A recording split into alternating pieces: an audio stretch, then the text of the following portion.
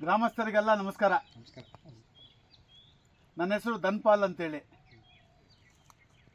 ಇತ್ತೀಚೆಗೆ ಪುರಾತತ್ವ ಇಲಾಖೆಯಿಂದ ಇಡೀ ಶಿಡ್ಲಘಟ್ಟ ತಾಲೂಕನ್ನು ಗ್ರಾಮವಾರು ಸರ್ವೆ ಮಾಡಿದ್ದೀವಿ ನಾವು. ಅದರಲ್ಲಿ ಅನೇಕ ಶಾಸನಗಳು ಹೊಸದಾಗಿ ನಮಗೆ ಸಿಕ್ಕಿವೆ. ಮತ್ತು ಈ ತಾಲೂಕಲ್ಲಿ ಸುಮಾರು 100 ಶಾಸನಗಳನ್ನ ಎಪಿಗ್ರಾಫಿಕಾ ಕರ್ನಾಟಕ ಪುಸ್ತಕದಲ್ಲಿ ದಾಖಲಾಗಿದೆ. 120 ವರ್ಷದ ಹಿಂದೆ ಮೈಸೂರು ಮಹಾರಾಜರು ಅದನ್ನು ದಾಖಲೀಕರಣ ಮಾಡಿದ್ದಾರೆ. ಇದನ್ನು ದಾಖಲೀಕರಣ ಮಾಡಿದವರು BL ರೈಸ್ ಅಂತೇಳಿ ಬ್ರಿಟಿಷರವರು.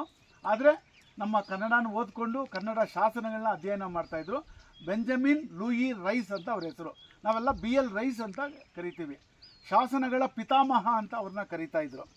ಅವರು ಇದನ್ನು ಅಧ್ಯಯನ ಬಂದು ಈ ಗ್ರಾಮಕ್ಕೆ ಬಂದು ಈ ವೀರಗಲ್ಲಿನ ಬಗ್ಗೆ ಅದರಲ್ಲಿ ದಾಖಲೆ ಮಾಡಿದ್ದಾರೆ. ಇದು ಏನು ಹೇಳುತ್ತೆ ಅಂತಂದರೆ, ನೊಳಂಬರಿಗೂ ಗಂಗರಿಗೂ ಒಂದು ಯುದ್ಧ ನಡೆದಿದೆ. ಈ ಗ್ರಾಮ ಆವಾಗ ಈ ಗ್ರಾಮ ಇರಲಿಲ್ಲ. ಇಲ್ಲಿ ಆ ಗ್ರಾಮ ಅನ್ನೋದು ಇದರಲ್ಲಿ ಶಾಸನದಲ್ಲಿ ಚೊರಟೂರ ಅನ್ನೋದು ಒಂದು ಊರಿತ್ತು ಇಲ್ಲಿ. ಆ ಗ್ರಾಮದ ವೀರ ಹೋಗಿ ಹೋರಾಡಿ ಯುದ್ಧದಲ್ಲಿ ಮಡಿದಿದ್ದಾನೆ. ಅವನಿಗೆ ಗೌರವ ತೋರಿಸೋದಕ್ಕಾಗಿ ಈ ವೀರಗಲ್ಲನ್ನು ಇಲ್ಲಿ ಹಾಕಿದ್ದಾರೆ. ಮತ್ತು ಅವನು ಎಷ್ಟು ವೀರಾವೇಶದಿಂದ ಹೋರಾಡಿದ್ದಾನೆ ಅಂದರೆ, ಎದುರಾಳಿಗಳು ಸುಮಾರು ಬಾಣಗಳು ಹೊಡೆದಿದ್ದಾರೆ ಅವನಿಗೆ. ಇಷ್ಟು ಬಾಣ ಹೊಡಿಬೇಕಾದ್ರೆ ಅವನು ಎಷ್ಟು ವೀರಾವೇಶದಿಂದ ಹೋರಾಡಿರ್ತಾನಲ್ವ, ಆ ವೀರಾವೇಶದಿಂದ ಹೋರಾಡಿರ್ತಾನೆ. ವೀರ ಕಚ್ಚೆನ ಹಾಕಿ ನಿಂತ್ಕೊಂಡಿದ್ದಾನೆ. ಆ ಮುಡಿನ ಅವನು ಕಟ್ಟಿದ್ದಾನೆ. ಮತ್ತು ಒಂದು ಕೈಯಲ್ಲಿ ಬಾಕು ಮತ್ತು ಇನ್ನೊಂದರಲ್ಲಿ ಬಾಣ ಇಟ್ಕೊಂಡು ಹೋರಾಡಿದ್ದಾನೆ. ಈ ಯುದ್ಧದಲ್ಲಿ ಮಡಿದಿರೋ ವೀರನಿಗೆ ನಾವೆಲ್ಲ ಗ್ರಾಮಸ್ಥರು ಅವನಿಗೆ ಗೌರವ ತೋರಿಸ್ಬೇಕು. ಈಗ ಯಾವ ಪರಿಸ್ಥಿತಿಯಲ್ಲಿದ್ದಾನೆ?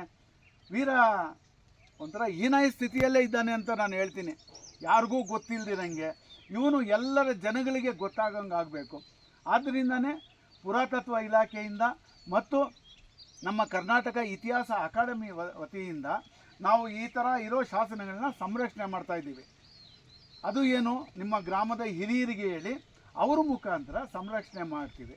ಮತ್ತು ಇದರಲ್ಲಿ ವಿವರ ಮುಂದಿನ ಜನಾಂಗದವರಿಗೆ, ಈಗಿನ ಶಾಲಾ ಮಕ್ಕಳಿಗೂ ಗೊತ್ತಾಗಬೇಕು. ಆದ್ದರಿಂದ ಇದರಲ್ಲಿ ಏನು ಬರೆದಿದೆ ಅಂತ ಹೇಳ್ಬಿಟ್ಟು ಇದಕ್ಕೆ ಈಸಿ ಸಾರಾಂಶ ಕೂಡ ನಾನು ಬರೆದು ನಿಮಗೆ ಬೋರ್ಡ್ ಕೊಡೋ ಜವಾಬ್ದಾರಿ ನಂದು.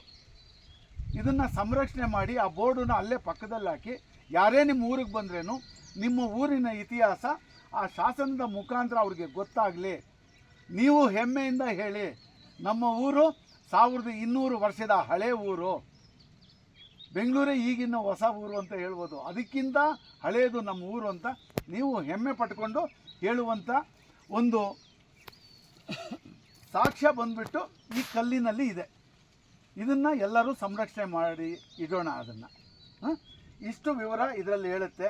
ಈ ವೀರನಿಗೆ ನಾವೆಲ್ಲ ಒಂದು ನಮಸ್ಕಾರ ಮಾಡಬೇಕು. ಯಾಕೆ ಅಂದರೆ ಇವನ ಹೆಸರು ಬಂದುಬಿಟ್ಟು ಅತ್ತಣ್ಣ ಅನ್ನೋನು ಇವನು ವೀರ,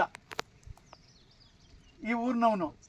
ಮತ್ತು ನಿಮ್ಮ ಊರಿನ ನಿಮಗೆ ಹಿರಿಯರೇ ಇರಬೇಕು, ನಿಮ್ಮ ಕುಟುಂಬದವರೇ ಇರಬೇಕು. ಇವರಿಗೆ ನಾವು ಗೌರವ ತೋರಿಸೋದು ನಮ್ಮೆಲ್ಲರ ಕರ್ತವ್ಯ ಅಲ್ವಾ? ಮತ್ತು ಇದರಿಂದ ಆಗ ನೊಳಂಬರು ಗಂಗರು ಎಲ್ಲ ಇಲ್ಲಿ ಆಳ್ತಾ ಇದ್ರು ಅಂತೇಳಿ ಇಡೀ ತಾಲೂಕಿನ ಇಡೀ ರಾಜ್ಯದ ಇತಿಹಾಸನೇ ಹೇಳುವಂಥ ಕಲ್ಲಿದು. ಇದನ್ನು ಎಲ್ಲರೂ ಸೇರಿ ಸಂರಕ್ಷಣೆ ಮಾಡೋಣ ಅನ್ನೋದು ನನ್ನ ಮನವಿ.